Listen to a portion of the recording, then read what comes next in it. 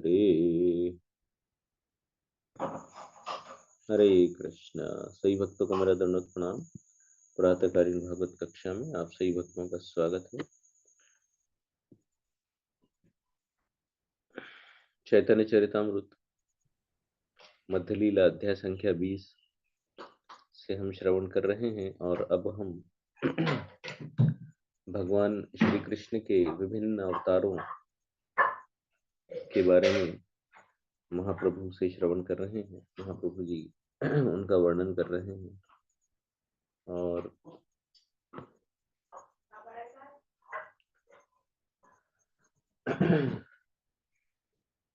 श्लोक कोट करते हुए कहते हैं कि श्रीमद् भागवतम 1.3.28 श्लोक कोट करते हुए कहते हैं कि एते चांच कलह पुंस कृष्णस्तु भगवान स्वयं।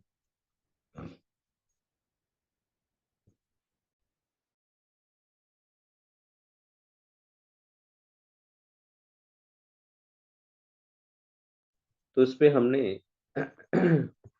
एक छोटा सा भजन जो है जिसमें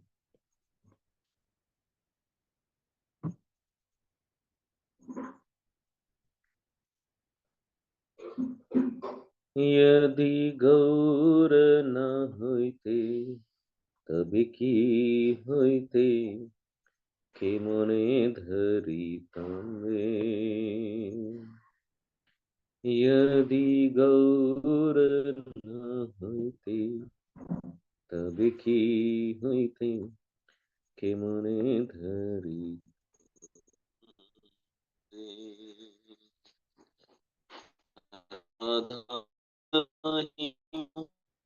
प्रेम रस सीमा राधार महिमा प्रेम रस सीमा जगते जाना तुखे।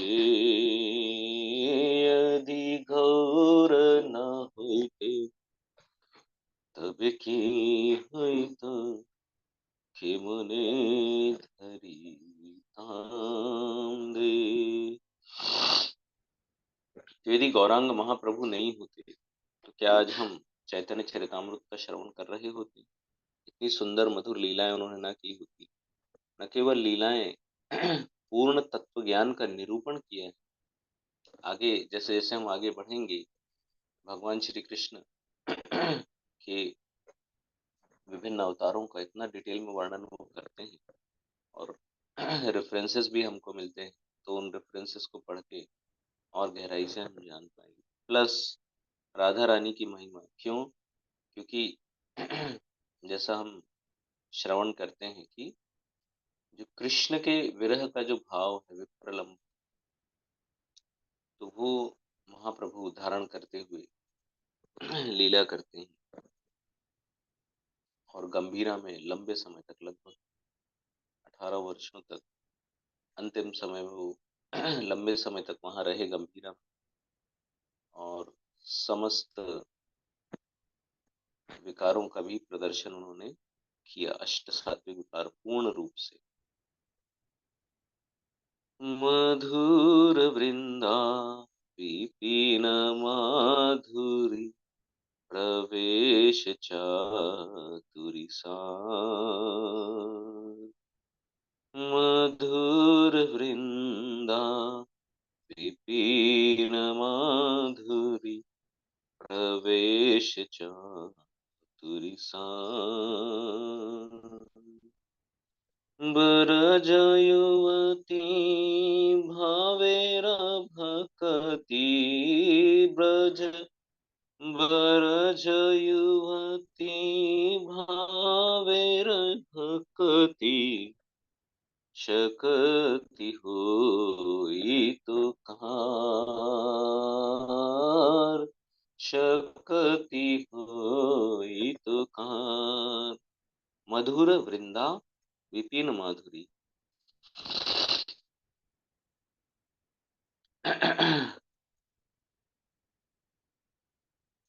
तो हमें पता ही नहीं चलता कि ब्रज में जो गोपियां हैं, ब्रज की ब्रजांगनाएं, हम देखिए ना, श्रवण करते हैं ना ब्रज की लीलाओं का, तो जो उनका मूल भाव है, बाकी जो संसार है, जो परंपराओं को फॉलो नहीं कर रहे हैं, है ना? वो केवल और केवल क्या समझते हैं?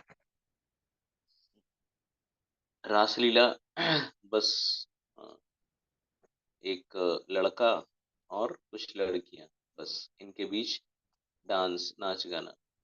लेकिन इतनी गहराई से हमको जो है सेवा का भाव समझ में आता है, शुद्ध भक्ति का भाव समझ में आता है। तो वो क्यों समझ में आता है? क्योंकि महाप्रभु जी ने उसको तत्वतः उसका निरूपण किया है, बहुत अच्छे से एक्सप्लेन किया है।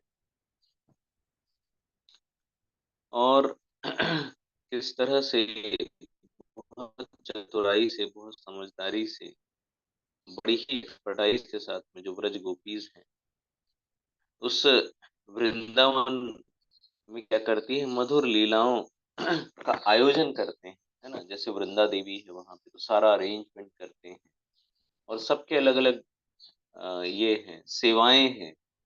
तो पुष्प चयन की सेवा है, तो अलग अलग अरेंजमेंट्स हैं, और वृंदा देवी जो है सारे अरेंजमेंट को ये करती है, मैनेज करती है, सबको अलग अलग सेवा में लगाती है। तो इतनी मधुर मधुर मधुर जो लीलाएं हैं, इस सब लीलाओं का जो है सही तत्व निरूपण, अदरवाइज क्या होगा, हम भी तो मोहित हो जाएंगे, है ना? और हम भी मानुष्यम तनुम आश्रितम अवजानंती माम मूढ़ा, तो हम भी वैसे ही हो जाएंगे। मूढ़ो अयम न अभिजानाति यावान यस्यास्मि तत्वतः। तो वो जो तत्वतः यानी मधुर मधुर लीलाओं का आस्वादन भी करा रहे हैं, लेकिन उसमें हम भटक नहीं पा रहे, या हम हमारे अंदर कोई मिसकंसेप्शन नहीं आ रहा है। ऐसा अरेंजमेंट जो है गौरांग महाप्रभु जी ने किया है। गाओ गाओ पुनः गौरांगेर गुण सरल कुरिया मन। गाओ गाओ पुनः गौरांगेर गुण सरल कोरिया मन। ए भव सागरे ए मन दयाल, ए भव सागरे ए मन दयाल, न देखिए एक जन, न देखिए एक जन। तो क्या बोल रहे हैं? बारंबार बारंबार क्या करना है? भगवान श्री गौरांग महाप्रभु की जो महिमा है उसका गुणगान करो, उसका गुणगान करो। अपने हृदय को क्या करना है, एकदम सरल रख करके गौरांग महाप्रभु के गुणों का गायन करना है, उनकी महिमा का गुणगान करना है। इस भौतिक जगत में, इस पूरे संसार में, भौतिक कहो आध्यात्मिक कहो, उनके जैसा दयालु कोई भी नहीं है। ए भव सागर ए मन दयाल। तो इस भव सागर में उनके जैसा दयालु कोई भी नहीं। एक भी व्यक्ति ऐसा नहीं है जो इतना दयालु, जो क्या दे रहे हैं, तो सब कुछ समझा दे रहे हैं। आमी गौरांग बोलिया नगेनु गलिया কেমনে ধরিনু দে। আমি গৌরাঙ্গ বলিয়া নগেনু গলিয়া কেমনে ধরিনু দে। वसुरिया पाषाण दिया, वसुरिया पाषाण दिया खेमने गड़िया छे, কেমনে গড়িয়াছে। Even though I chant the holy name of Lord Gaurang, somehow I still have not melted in ecstasy. अब समस्या क्या है? हृदय पत्थर से भी ज्यादा कठोर हो गए, वज्र से ज्यादा कठोर कहें तो भी कोई अतिशयोक्ति नहीं है। क्यों इतना गुणगान मैं कर रहा हूँ या गौरांग महाप्रभु का नाम इतना ले रहा हूँ, फिर भी मेरा हृदय जो है वो भाव से नहीं भर रहा, पिघल नहीं रहा है। How then have I maintain the burden of this body. तो कैसे, मतलब ये जो बोझ है, मैं कैसे इसको आगे लेके जाऊंगा, या इस भवसागर में कैसे आगे बढ़ूंगा। How has the creator fashion this body stone in place of Vasudev Ghosh heart. तो ब्रह्मा जी ने भी बड़ा अन्याय किया है मेरे साथ में। इस शरीर में हृदय जो है वो पत्थर का दे दिया है, ऐसा वासुदेव घोष जी कह रहे हैं। लेकिन ये वो तो बहुत ही उच्च कोटि के शुद्ध भक्त भगवत पार्षद हमारे लिए है ये कि हृदय हमारा जो है वो पाषाण का है, और इतनी गुणगान सुनने के बाद, इतना लीला श्रवण करने के बाद, इतनी महिमाओं का श्रवण करने के बाद हमारा हृदय जो है वो द्रवित नहीं होता है। तो ये कहा वासुदेव घोष जी ने कि यदि गौर न हुई, और परम पूजनीय भक्ति चारू स्वामी महाराज कहते हैं कि यदि प्रभुपाद न हुई, अभी महाप्रभु ये लीला नहीं करते, तो फिर ये चैतन्य चरितामृत में रिकॉर्ड नहीं होती। अच्छा। तो कृष्णदास कविराज गोस्वामी जी ने इसको रिकॉर्ड किया, राइटिंग में लिया, लिपिबद्ध किया। अब वो होने के बाद में भी हमारे समझ से तो परे था। तो यदि प्रभुपाद न हुई तो तो फिर हमारे लिए इसको समझना बड़ा मुश्किल था। श्रीमद् भागवतम के तात्पर्य हैं, इसको हम पढ़ पा रहे हैं तो आसानी से समझ पा रहे। दूसरा, यहाँ पे चैतन्य चरितामृत में है, उसमें भी तात्पर्य है, बहुत सुंदर और अद्भुत शब्दों का ट्रांसलेशन है एक्चुअली, जिसको कहते हैं ना भक्ति वेदांत परपर्ट। तो सचमुच ऐसा तात्पर्य दिया है, शब्दों को इतने सुंदर तरीके से प्रस्तुत किया। नहीं तो व्याकरण के जो ज्ञानी लोग हैं, है ना, सिर्फ ज्ञानी है, भक्ति का लेश मात्र भी नहीं है, वो शब्दों को ऐसे मरोड़ते हैं कि भक्ति का हमको लेश मात्र भी नहीं मिलता है। मतलब उनके द्वारा लिखे गए साहित्य को पढ़ना मतलब ऐसा है, प्रभुपाद जी कहते हैं कि जैसे शहद की भरी हुई बोतल है और उसको बाहर बाहर से चाटना, तो शहद की जो मिठास है उसका अनुभव कभी कर ही नहीं सकते हो, चाहे कितनी बार भी उसको चाट लो। बोतल को आप जीवन भर चाटेंगे तो भी उसकी मिठास आपको समझ में नहीं आएगी। शहद कितना मीठा पता नहीं चलेगा, अरे इसमें तो कोई रस नहीं, कोई, क्योंकि वो इतना ट्विस्टिंग कर देते हैं। तो यदि गौर ना हुई तो, और यदि प्रभुपाद ना हुई तो हमें हमारे आचार्यों का हमेशा आभारी होना चाहिए, ऋणी होना चाहिए, और उन्हें प्रसन्न करने का सदा प्रयास करना चाहिए, क्योंकि उनकी कृपा से हम जो हैं इतने बीमारी से ग्रस्त जीव जो हैं सीधा लिक्विड डाइट ले रहे हैं। लिक्विड डाइट मतलब एकदम जूस, एसेंस ले रहे हैं, जूस, है ना। जैसे अभी गन्ना है तो बीमार व्यक्ति उसको चबा के नहीं खा पाएगा, तो उसको क्या करते हैं, गन्ने का रस निकाल के दे देते हैं सीधा सीधा, यानी उसके पेट में इतनी शक्ति नहीं, डाइजेस्टिव सिस्टम इतना कमजोर है कि उसको डाइजेस्ट नहीं कर सकता। तो हमारी मति इतनी मंद है कि हम समझ ही नहीं सकते इन सब चीजों को।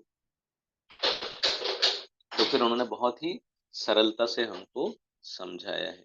आगे कह रहे हैं, ज्ञान योग भक्ति तीन साधनेरवशे, ब्रह्म आत्मा भगवान त्रिविध प्रकाशे। परम अद्वय सत्य को समझने की तीन प्रकार की आध्यात्मिक विधि हैं, ज्ञान, योग, भक्ति। परम सत्य इन तीनों विधियों से क्रमशः ब्रह्म, परमात्मा, भगवान रूप में प्रकट होते हैं। वदन्ति तत्त्वविदस्तत्त्वं यज्ज्ञानम् अद्वयम् ब्रह्मेति परमात्मेति भगवानिति शब्दते। हम दो ही चीजों में भटक रहे होते हैं, ब्रह्मेति परमात्मेति, भगवान के विषय में कुछ नहीं समझ रहे होते। यदि गौर न हुई, यदि प्रभुपाद न हुई। परम सत्य को जानने वाले विद्वान अध्यात्मवेत्ता इस अद्वैत वस्तु को ब्रह्म, परमात्मा या भगवान कहते हैं। श्रीमद् भागवतम पहला स्कंद दूसरा अध्याय 11वां श्लोक है। जो निर्विशेष ब्रह्म ज्योति में रुचि रखते हैं, जो पूर्ण पुरुषोत्तम भगवान से अभिन्न है, वे ज्ञान द्वारा इस लक्ष्य की पूर्ति कर सकते हैं। जो लोग योगाभ्यास में रुचि रखते हैं, वे अंतर्यामी परमात्मा को प्राप्त करते हैं, जैसा कि भगवत गीता 18.61 में कहा गया, ईश्वरः सर्वभूतानां हृद्देशे अर्जुन तिष्ठति। पूर्ण पुरुषोत्तम भगवान परमात्मा रूप में सभी प्राणियों के हृदय के भीतर स्थित हैं। वे जीवों के कार्यों के साक्षी रहते हैं और इन्हें उन्हें कार्य करने की अनुमति देते हैं। इसकी व्याख्या बहुत अच्छे से आदि लीला दूसरा अध्याय 11वें श्लोक में की गई है। आगे देखिए। ब्रह्मांग कांति तार निर्विशेष प्रकाशे, सूर्येन चर्म चक्षे ज्योतिर्मय भासे। निर्विशेष ब्रह्म ज्योति की अभिव्यक्ति जिसमें विविधता नहीं होती। विविधता मतलब देयर इज नो वेराइटी। सुबह आज खाने में क्या है? बस दाल और रोटी। फिर शाम को क्या है खाने में? दाल रोटी। टिफिन में क्या दे रहे हो? दाल रोटी। अच्छा, चला आ रहा है सदियों से, एक ही मीनू है, बस दाल रोटी। खाते रहो और गाते रहो। तो ब्रह्म ज्योति देयर इज नो वेराइटी। कुछ भी विविधता नहीं है, कोई रस नहीं है, शांत रस। ओम शांति शांति। और वो भी हम जब ब्रज की बात करते हैं, वहां जो उत्तम कोटि का है, उसमें भी कुछ मधुरता है, उसमें भी कुछ यानी मीठ मिठास है, वैरायटी है। यहाँ कुछ भी नहीं है। तो देयर इज नो वेराइटी, जिसमें कोई विविधता नहीं होती। तो फिर वहां जो फंसा रहता है जीव, वो सोचता है कब मैं यहाँ से निकल के नीचे जाऊंगा। पहले जब भौतिक जगत में होता है, तो यहाँ सोचता है कब मैं ब्रह्म ज्योति में जाऊंगा। ब्रह्म ज्योति में पड़े पड़े लाखों करोड़ों वर्षों तक बेचारा, जब कुछ नहीं मिलता उसको, तो आत्मा का तो स्वभाव है, उसको चाहिए वैरायटी। वैरायटी ऑफ सर्विसेज चाहिए, अलग अलग तरह की सेवाएं चाहिए उसको करने के लिए। कुछ तो करूं, क्या करूं, क्या करूं। तो फिर वो वहां से नीचे आना पड़ता उसको। फिर यहाँ आके क्या करेगा? तो अलग अलग तरह की सेवाओं में लग जाएगा। अब ये ब्रह्म ज्योति क्या है? तो भगवान श्री कृष्ण के शरीर से जो तेज निकलता है, वो है ये ब्रह्म ज्योति। तेज की किरणें हैं ये ब्रह्म ज्योति। विचार कीजिए आप। यह सूर्य के समान है। जब सूर्य को सामान्य आंखों से देखा जाता है, तो इसमें एकमात्र प्रकाश ही दिखता है। तो अब आप जब थोड़ा सा उन्नत स्तर पे आएंगे, अभी कैसा दिखेगा छोटा बच्चा? और अच्छा लाइट है और के सुबह देखेगा तो लाल लाल सन है। अच्छा ये सन है। थोड़ा जब दिन बढ़ जाता है तो ये सनलाइट आ जाती है। सुबह शाम लाल प्रकाश होता है, बाकी दिन भर सफेद प्रकाश होता है। बस प्रकाश ही प्रकाश, मतलब सूर्य प्रकाश है, सूर्य प्रकाश है, बस हो गया और कुछ नहीं। बाद में पता चलता है भैया सूर्य देव है वहां पे, और वहां पे रहने वाले लोग हैं, और अलग अलग तरह के जीव हैं वहां पे, बहुत वैरायटीज हैं वहां पे। ये सब बाद में पता चलता है। तो निर्विशेष ब्रह्म ज्योति क्या है? केवल और केवल भगवान श्री कृष्ण के शरीर से निकलने वाला तेज है। तो वहां के जो वासी हैं, भगवान के धाम के वासी, तो क्या उनको तेज नहीं दिखता? तो जो योग माया जी हैं, उनकी व्यवस्था होती है। भगवान का ऐश्वर्य क्या हो जाता है? उन भक्तों के सामने छिप जाता है। अच्छा। तो इस तरह से निर्विशेष ब्रह्म ज्योति, कोई वैरायटी नहीं है, एक बड़ी खास बात है। इसीलिए हम क्या समझते हैं, वो कैवल्य नरकायते, उधर जाना मतलब नरक के जैसा है। सेवा ही नहीं है। भक्त के लिए क्या है? सेवा प्रधान है। तो भक्त कहता भैया, कीट जन्म हऊ जथा तू दास, बहिर्मुखे ब्रह्मा जन्म नहीं आस। तो कीड़ा भी बन के रहूं तो, जैसा वो गिलहरी बड़ी प्रसन्न थी, आती थी और रेत में लोटपोट होती थी, जाके वहां झहराती थी, तो उसको बड़ा आनंद आ रहा था। तो वो वैसी छोटा मोटा जीव का शरीर भी मिले, लेकिन प्रभु की सेवा मिले तो बड़ा आनंद है। और यदि ये ब्रह्म ज्योति है, इतना बड़ा जगह वहां मिले, लेकिन वो हमारे लिए कैसा है, नरक के जैसा है। तो सबसे मुख्य बात यह है कि देयर इज नो वेराइटी। दूसरा क्या है, भगवान के शरीर का तेज मात्र है। तो यदि आप भगवान के धाम में पहुंच गए, भगवान ही परम धाम, वहां पहुंच गए तो कोई टेंशन ही नहीं। या यहाँ भी है लेकिन आप पूरी तरह से एब्जॉर्ब हैं भगवत सेवा में, तो भी कोई टेंशन नहीं।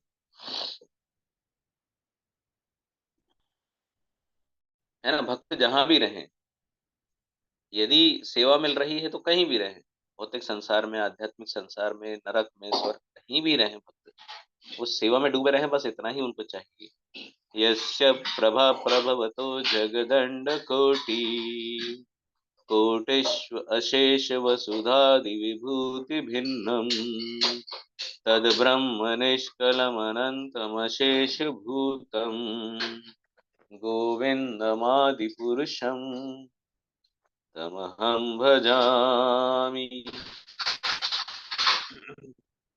क्या कह रहे हैं? ब्रह्म संहिता 5वां अध्याय 40वां श्लोक। मैं उनादि भगवान गोविंद की पूजा करता हूँ, जो महान शक्ति से संपन्न है। उनके दिव्य स्वरूप का दैदीप्यमान तेज निर्विशेष ब्रह्म है, जो परम पूर्ण और असीम है, और जो करोड़ों ब्रह्मांडों में असंख्य विविध लोकों को उनके विभिन्न ऐश्वर्यों समेत प्रकाशित करते। सोचिए, जितने भी ब्रह्मांड है, अनंत कोटि ब्रह्मांड है, भगवान के शरीर से निकलने वाले तेज मात्र से वो प्रकाशित हो जाते हैं। उतना इतना तेज है कि समस्त वैकुंठ लोग उससे प्रकाशित हो जाते हैं, वहां से रिफ्लेक्शन आके वो ब्रह्म ज्योति बन जाता है। ब्रह्म ज्योति से फिर यहाँ इस तरह से ये आगे बढ़ता रहता है। तो इसकी डिटेल एक्सप्लेनेशन के लिए आप आदि लीला 2 अध्याय 14वां श्लोक। परमात्मा ये होते हो कृष्ण एक अंश, आत्मा आत्मा हय कृष्ण सर्व अवतंस। अभी परमात्मा क्या है? जिस तरह से हमने देखा, 3 स्टेजेस हैं, ब्रह्मेति, परमात्मेति, भगवानेति।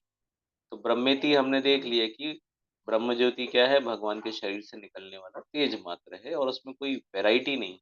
दूसरा परमात्मा, तो भगवान श्री कृष्ण के पूर्ण अंश जो है वो है परमात्मा, जिन्हें हम क्षीरोदक विष्णु नाम से जानते हैं, है ना। और वो उनके अंश हैं, ठीक है, पूर्ण अंश हैं, समस्त जीवों के आदि आत्मा है। अच्छा, ये जो परमात्मा है, इनके स्रोत कौन है? इनके स्रोत भी कृष्ण ही है, ठीक है। एकदम क्रिस्टल क्लियर होनी चाहिए कॉन्सेप्ट।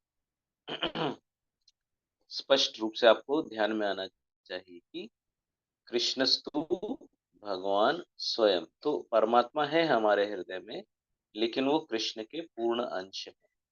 फिर आप जब आगे चल के व्याख्या होती है, या पहले भी हम कर चुके हैं, थोड़ा सा अंतर है।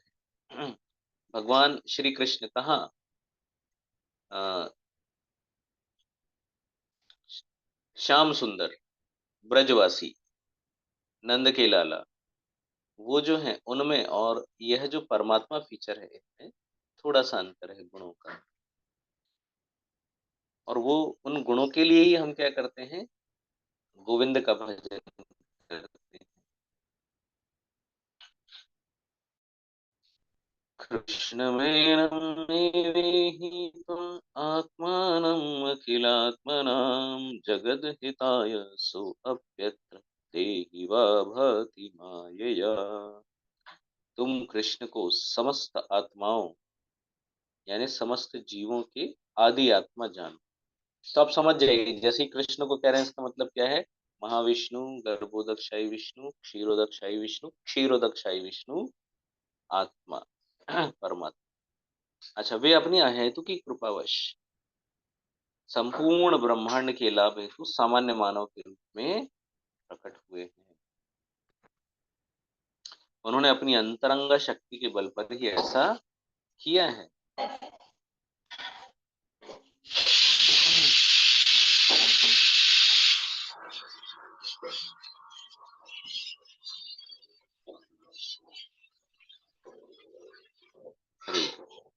तो ये लिया गया है 10वां स्कंद 14वां अध्याय 55वां श्लोक।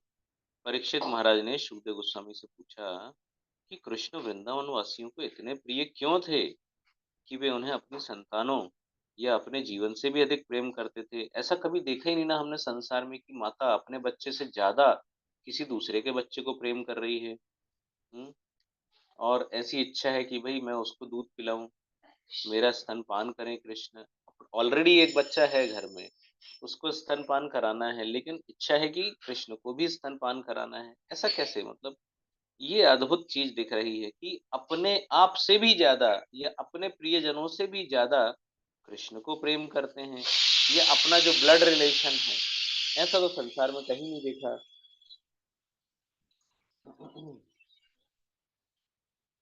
तो उस समय सुखदेव गोस्वामी ने उत्तर दिया कि प्रत्येक भौतिक देह धारण करने वाले जीव को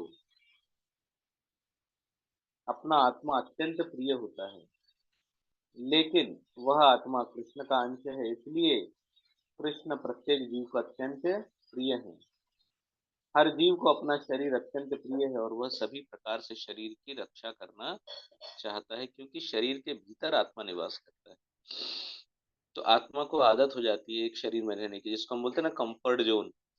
वो कंफर्ट जोन से निकलना नहीं चाहता, इसलिए देह त्याग के समय बड़ी तकलीफ होती है। आत्मा तथा शरीर में घनिष्ठ संबंध होने के कारण ही शरीर इतना महत्वपूर्ण तथा प्रत्येक को प्रिय है। इसी तरह आत्मा कृष्ण का अंश होने के कारण सारे जीवों का अत्यंत प्रिय है। दुर्भाग्यवश प्रश्न उठेगा, हमें तो कोई प्रेम नहीं कृष्ण से।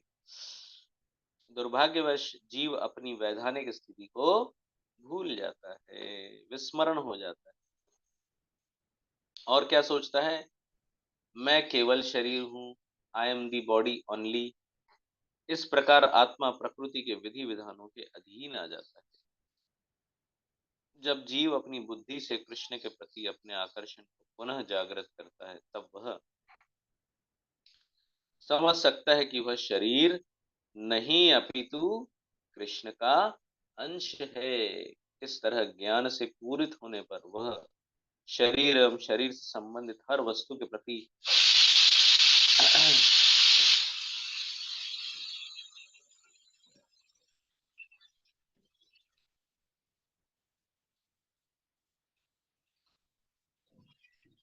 आसक्त होकर श्रम नहीं करता। जनस्य मोह अयम अहम ममेति। एक होता है अहमता, दूसरी होती है ममता। वह भौतिक संसार भी जिसमें रहते हुए मनुष्य सोचता है कि मैं शरीर हूँ, ये क्या हो गई? अहमता। और ये मेरा है, ये क्या हो गया? ममता। ममत्व का भाव, अहमत्व का भाव। तो मैं शरीर हूँ, ये मेरा है, ये क्या है? माया है। मनुष्य को अपने आकर्षण को कृष्ण के प्रति मोड़ना चाहिए। श्रीमद् भागवत में कहा गया है, वासुदेवे भगवती भक्ति योग प्रयोजित जनयत्याशु वैराग्यम ज्ञानम च यद अहेतुकम। भगवान श्री कृष्ण की भक्ति करने से मनुष्य तुरंत ही अहेतुक ही ज्ञान तथा जगत से वैराग्य प्राप्त कर लेता है। श्रीमद् भागवतम पहला स्कंद दूसरा अध्याय 7वां श्लोक। तो इस तरह से इसमें क्या कह रहे हैं कि परमात्मा तो है ना, लेकिन वो किसके अंश हैं? श्री कृष्ण के। तो ब्रजवासी जो हैं पूरी तरह से कृष्ण के प्रेम में डूबे हुए। तो यहाँ पे यही बता रहे हैं कि प्रत्येक जीव को कृष्ण प्रिय है, लेकिन समस्या क्या है? भूल गए। तो याददाश्त चली गई है, उसी उसी लिए तो ये सारा प्रोसेस चालू है। प्रभुपाद जी कहते हैं कि जैसे ही हरे कृष्ण महामंत्र का कीर्तन शुरू करता है जीव, तो क्या होता है? जो विस्मरण है वो धीरे धीरे समाप्त होता है। अथवा बहुनैतेन किं ज्ञातेन तवार्जुन विष्टभ्या अहमिदं कृत्स्नम् एकांशेन स्थितो जगत। भगवान कहते हैं इतना डिटेल नॉलेज की क्या जरूरत है, इतने विस्तृत ज्ञान की आवश्यकता ही क्या है? हे अर्जुन, मैं तो अपने एक अंश से संपूर्ण ब्रह्मांड में व्याप्त हूँ और इसको धारण करता हूँ, एक अंश मात्र से। है ना। आप विचार कीजिए। बलराम जी, फिर बलराम जी से चतुर्व्यूह, संक वासुदेव, प्रद्युम्न, संकर्षण, अनिरुद्ध, फिर ऐसे चलते ही चले जाता है। बड़ा लंबी इनकी चेन बनती है, मुझे भी याद नहीं आता है। फिर उनमें से जो संकर्षण जी हैं, वहां से महाविष्णु, महाविष्णु के शरीर से ही अनंत कोटि ब्रह्मांड निकल जाते हैं। ठीक है, यानी अगर देखा जाए तो बहुत लंबा गैप है। भगवान श्री कृष्ण तो इमीडिएटली महाविष्णु उनके विस्तार ऐसा नहीं है। तो श्री कृष्ण, फिर वहां से बलराम जी, फिर वहां से चतुर्व्यूह, फिर चतुर्व्यूह, ऐसे दो तीन चतुर्व्यूह का एक्सप्लेनेशन है भागवत। और फिर उसमें से जो संकर्षण है, वहां से महाविष्णु, महाविष्णु से ही सारे ब्रह्मांड प्रकट हो गए। विचार कीजिए, अब उन ब्रह्मांडों, प्रत्येक ब्रह्मांड में फिर गर्भोदकशाही विष्णु प्रवेश कर रहे हैं। और फिर उस ब्रह्म, यानी जहाँ गर्भोदकशाही विष्णु, तो वो जो अत्र सर्ग विसर्ग हम बोलते हैं, तो उसमें जो प्राइमरी क्रिएशन है, प्राथमिक सृष्टि जो है, वो जब करते हैं, तो कोई प्रत्येक विश्व कैसा है, सिर्फ और सिर्फ वो क्या है, डेड मैटर है। डेड मैटर यानी निर्जीव तत्व है। तो उसमें फिर क्षीरोदकशाही विष्णु जो है परमात्मा के रूप में प्रवेश कर जाते हैं। और जितनी जीवात्माएं हैं जो विश्राम कर रही हैं, विश्राम पा रही हैं महाविष्णु जी के भीतर, सारी की सारी अस्तित्व में आ जाती हैं। तो फिर दो हो जाते हैं, परमात्मा और जीवात्मा। लेकिन भगवान कहते हैं क्या जरूरत है इतने डिटेल नॉलेज की। एक अंश मात्र से संपूर्ण ब्रह्मांड व्यक्त हो जाता हूँ, उसको धारण कर लेता हूँ। भगवत गीता 10 भक्ति भगवानेर अनुभव पूर्ण रूप, भक्ति भगवानेर अनुभव पूर्ण रूप, एक ही विग्रह तार अनंत स्वरूप। एक ही विग्रह है, अनंत स्वरूप है। एकमात्र भक्ति द्वारा, कोई दूसरा रास्ता नहीं है। हमसे कई बार पूछते हैं बच्चे, सर ये दूसरे तरीके से किया, तीसरे तरीके से किया, होगा क्या? कुछ चीजों में एकदम बिल्कुल फिक्स मेथोडोलॉजी है, उसको ही फॉलो करना है। एकमात्र भक्ति द्वारा मनुष्य भगवान के उस दिव्य रूप को समझ सकता है जो सभी प्रकार से पूर्ण है। यद्यपि उनका स्वरूप एक है, किंतु अपनी परम इच्छा से वे इसका विस्तार असंख्य रूपों में कर सकते हैं। ऐसा है। देखिए, कुछ अवतारों का वर्णन किया गया है भागवत, कितना बड़ा ग्रंथ हो गया। 18 स्कंद, 18,000 श्लोक, कितने सारे अध्याय, कितने सारा एक्सप्लेनेशन। समस्त अवतारों का समावेश करें तो अनगिनत श्लोक हो जाएंगे, है ना। ग्रंथ समाप्त ही नहीं होगा। इसलिए अनंत शेष जी क्या कहते हैं, अपने अनंत मुखों से, अनंत काल से भगवान की लीलाओं का मैं गायन कर रहा हूँ। अनंत काल तक कर पाऊंगा कि नहीं कर पाऊंगा, यानी समाप्त होगी क्या कभी इन लीलाओं का गायन? मुश्किल है।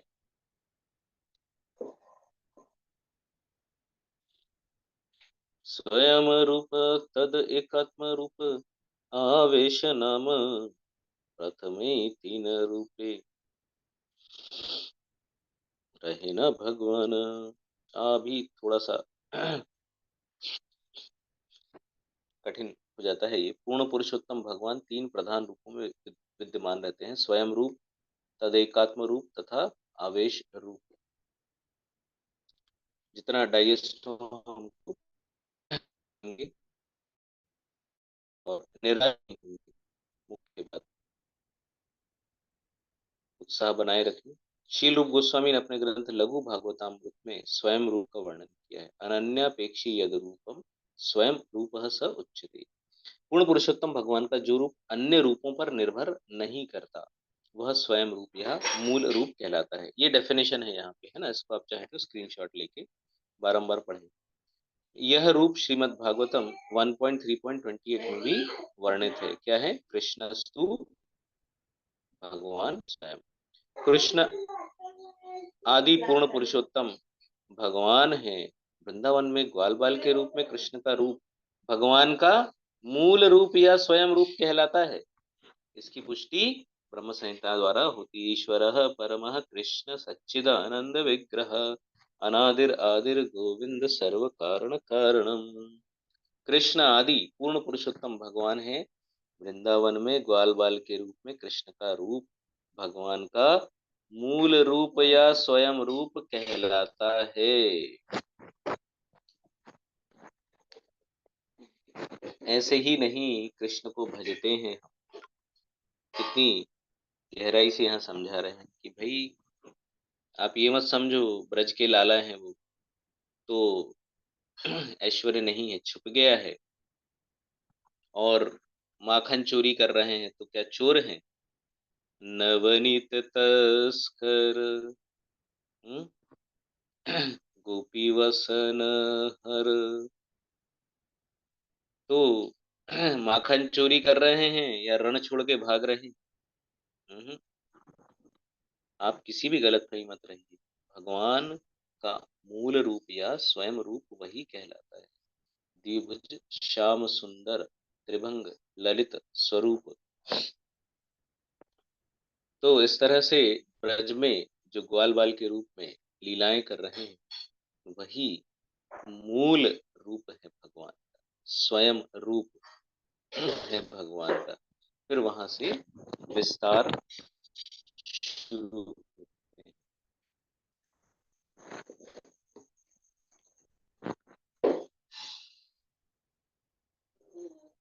गोविंद से श्रेष्ठ कुछ भी नहीं है, वे ही चरम स्रोत तथा समस्त कारणों के कारण है। भगवत गीता 7.7 में भी इसकी पुष्टि होती है, जहाँ भगवान कहते हैं मत्तः परतरं नान्यत् किंचिदस्ति धनंजय मयि सर्वम् इदं प्रोक्तम सूत्रे मणिगणा इव। तदेकात्म रूपों का वर्णन भी लघु भागवतामृत में मिलता है। तो तदेकात्म जो है इसको हम अगली कक्षा में श्रवण करेंगे। ये थोड़ा धीरे धीरे हम लेते हैं इसको। तो एक चीज आप समझ गए, मूल तीन है इसमें। एक तो स्वयं रूप है, फिर तदेकात्म है, और फिर उसके बाद में जो है आवेश रूप है। स्वयं रूप, तदेकात्म रूप और आवेश। आवेश में जैसे कई बार हम कहते हैं ना शक्त्यावेश, तो ऐसा आ जाता है उसमें। तो ये बहुत अच्छे से ध्यान रखें, ये वाला जो पैराग्राफ है इसको आप बार बार पढ़ें। बार बार पढ़ने से आत्मसात होता है।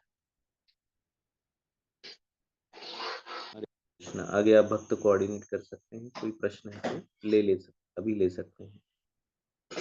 हरे कृष्ण। हरे कृष्णा। थैंक यू प्रभु जी। पारुल माता जी, कल आपको एक क्वेश्चन।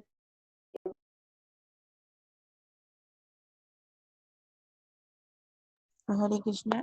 जी माता जी, वो इंद्र का शत्रु करके जो आया था लास्ट कल जो पैराग्राफ जो श्लोक पढ़ा था उसको वो समझ नहीं आया था।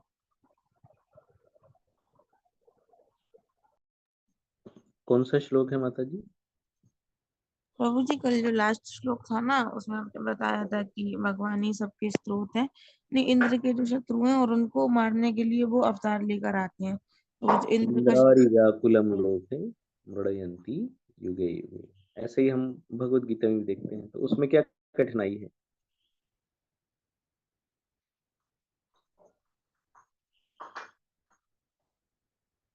उसमें डिफिकल्टी क्या है माता जी? हरे कृष्णा जी प्रभु जी। उसमें क्या डिफिकल्टी है? नहीं, जो शब्द लिखा था ना इंद्र के शत्रु, वो चीज समझ नहीं आ रही, मतलब किसको इंडिकेट करके कह रहे हैं और उसको मारने के जितने लिए। असुर हैं ना, वो सारे के सारे क्या करते हैं? स्वर्ग पे अटैक करते हैं। ठीक है। अब यदि आप सोचिए कोई करप्ट अधिकारी है, वो बड़ी पोस्ट पे है, तो वो जब तक रहेगा सबको परेशान करेगा, सबको कष्ट देगा, है ना। तो ऐसे ही यदि कोई असुर स्वर्ग का राजा बन जाता है तो क्या करेगा? वो सारे सृष्टि के नियमों को बदल देता है। जैसे रावण थे, है ना। तो आम के पेड़ पे बोलेगा भाई एप्पल उग जाओ, उगाना पड़ता था धरती माता को। तो बारिश के सीजन में जो मिलना है वो बोलेगा समर सीजन में दे दो, सबको तकलीफें देते हैं ये। तो एक प्रकार से क्या हुए, इंद्र का शासन छीनते हैं तो इंद्र के शत्रु भी हुए।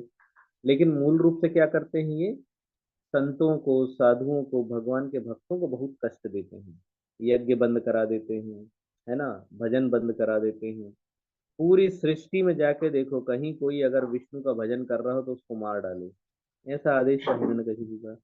तो इंद्रारु व्याकुलम लोके मृडयन्ति युगे युगे। तो हमेशा भगवान जब आते हैं तो ये काम भी कर देते हैं, सफाई कर देते हैं जितने भी शत्रु हैं इंद्र के। मूल रूप से वो क्या है, भक्तों के ही शत्रु हैं। इंद्र भी भगवान के सेवक हैं। हरे कृष्ण। जी थैंक यू प्रभु जी। हरे कृष्ण। प्रणाम।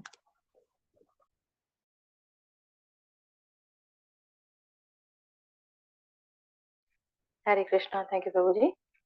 तो एक सदर भजन के माध्यम से हम सब जान पाए कि भगवान विभिन्न रूपों में अपने आप को विस्तारित करते हैं, और विस्तारों के लिए भगवान को बहुत अधिक परिश्रम की आवश्यकता भी नहीं है। एक छोटे अंश से ही भगवान अनेक विस्तार कर सकते हैं, अनगिनत विस्तार कर सकते हैं। और जैसे कि आपने ब्रह्म ज्योति का वर्णन किया कि भगवान के शरीर से निकलने वाला ये प्रकाश है, इसके अलावा कुछ नहीं है। और जहाँ तक पहुंचने के लिए कड़ी मेहनत की जाती है, लेकिन सेवा का अभाव होने के कारण वहां से फिर पतन हो जाता है। वास्तव में हमारे जीवन के लिए बहुत इंपॉर्टेंट है सेवाएं, और उसमें भी वैरायटी। अगर एक ही प्रकार की सेवा चलती रहेगी तो वो भी कर पाना मुश्किल हो जाएगा। विभिन्न प्रकार की सेवाओं से जो रस है वो भगवान के विग्रह को पूछ कर, भगवान के जो रूप है उनको ही जानकर मिल पाता है। और जैसे कि बताया कि कृष्ण तो भगवान स्वयं, तो भगवान कृष्ण का जो रूप है वो स्वयं साक्षात भगवान है। उसमें वो अंश नहीं है, वो अवतारी नहीं है, वो अवतार स्वयं है। और इस तरीके से हम जान पाए कि जो ब्रह्मति है उसका पूरा वर्णन आपने किया, और परमात्मति का भी वर्णन आपने किया कि भगवान का दिखने वाला स्वरूप जो है, जो भी कई रूपों में विस्तारित हो जाता है, वो परमात्मा है। और उसके बाद में हमने देखा, इस तरीके से आपने बताया कि भगवान का जो स्वयं रूप है मूल रूप कहलाता है। और स्वयं रूप कदा मह्यम, ऐसा हम उसमें गाते भी हैं। और 3 प्रकार का आपने वर्णन किया है। हरे कृष्णा। थैंक यू प्रभु जी। बाकी डिवोटी शेयर कर सकते हैं, यदि कुछ प्रश्न है तो पूछ सकते हैं। अनिता माता जी अनम्यूट कर लीजिए। जी, हरे कृष्णा माता जी, सभी विष्णु को मेरा दंडवत प्रणाम। प्रभु जी, अगर आप नहीं सुनते तो आज की क्लास तो बहुत ज्यादा टिपिकल लग रही थी, थोड़ा मतलब शब्द वगैरह, और बहुत गहराई में है। तो अभी जो आपने स्वयं रूप और मूल रूप का भी बताया, तो वही पॉइंट को मैं थोड़ा सा 2-3 बार पढ़ रही थी कि पूर्ण पुरुषोत्तम भगवान जो अन्य रूपों पर निर्भर नहीं करता। तो प्रभु जी कल थोड़ा सा ये आप बताना कि भगवान का रूप अन्य रूपों पे निर्भर नहीं करता का क्या मतलब, समझ में नहीं आया था वो। उसका और मीनिंग प्रभु ऐसे जी, है, जैसे कृष्ण से ही सारे इनकारनेशन होते हैं, लेकिन कृष्ण किसी पर भी निर्भर नहीं है। वो अपने आप में पूर्ण है किसी भी चीज के लिए, है ना। जैसे हाँ, भी महाविष्णु को प्रकाशित होना है तो संकर्षण जी से प्रकाशित होंगे। तो इस अच्छा, तरह से जितने भी अवतार हैं वो कृष्ण से ही आते हैं। तो उनको डिपेंड होना पड़ता है भगवान श्री कृष्ण पे। अब जैसे हाँ, नरसिम्हा देव जी हैं, ठीक है, तो ऐसा जी भी जी, कहा जाता है कि इस ब्रह्मांड में भी जो अवतार होते हैं, तो जो क्षीरोदकशाही विष्णु हैं उनसे ही सारे अवतार यहाँ पे होते हैं। लेकिन जब कृष्ण प्रकट होते हैं तो ये सारे अवतार उनके भीतर समाविष्ट होकर के प्रकट होते हैं। अच्छा, हाँ तो जी, हाँ जी, हाँ हाँ, मेन है मतलब पूर्ण पुरुषोत्तम भगवान। जी हाँ, जी ठीक है प्रभु जी। और प्रभु जी, आपने जो बोला कि एक तो ब्रह्म ज्योति के बारे में आपने बहुत अच्छे से क्लियर करा है। और आपने उनकी, अगर चैतन्य महाप्रभु जी नहीं होते तो हम इतना सुंदर चैतन्य चरितामृत और इतना सुंदर वर्णन हमें नहीं मिलता। भगवान के बारे में इतना अच्छा नहीं मिल पाता, अर्थपूर्ण पूरा वर्णन। प्रभु जी बहुत अच्छा, हमें भगवान का एकदम करीब महसूस होता है। जैसे हम सुनते हैं ना, तो साक्षात पूरा वैसा ही दिखने लगता है। प्रभु जी हरे कृष्णा, धन्यवाद। हरे कृष्णा। थैंक यू माता जी। श्रीपाल प्रभु जी अनम्यूट कर लीजिएगा।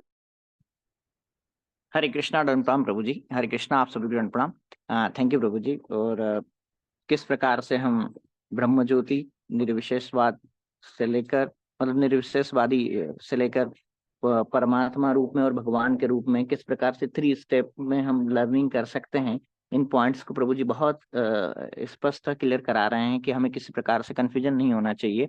और परमात्मा रूप के बारे में प्रभु जी ने बताया कि किस प्रकार डायरेक्ट नहीं भगवान का पूर्ण अवतार हैं, पर किस प्रकार से हैं वो भी चतुर्भुज, और कई चतुर्भुजों के बाद में महाविष्णु हैं, फिर बाद में बाकी सारे अवतार महाविष्णु से हुए हैं।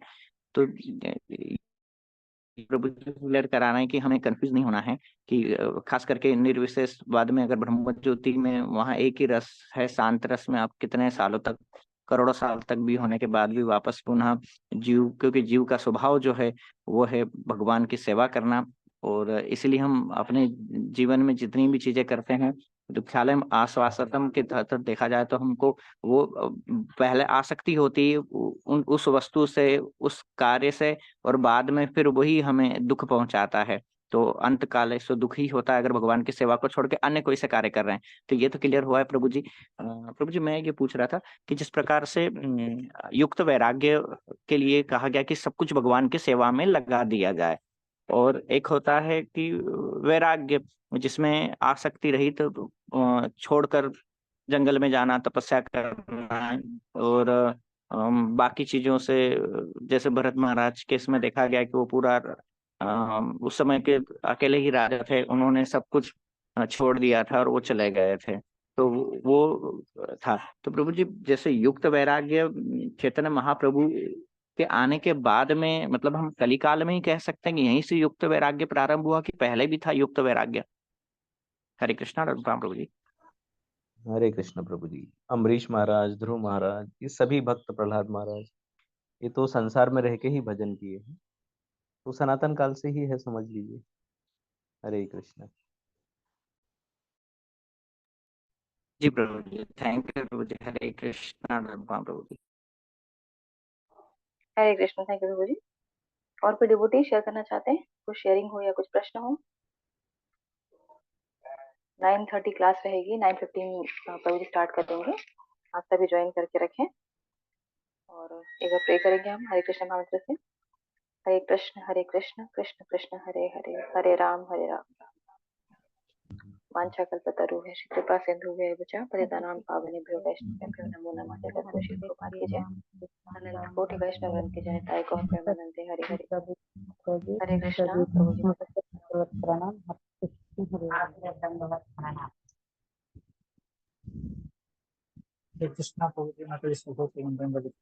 हरे कृष्ण।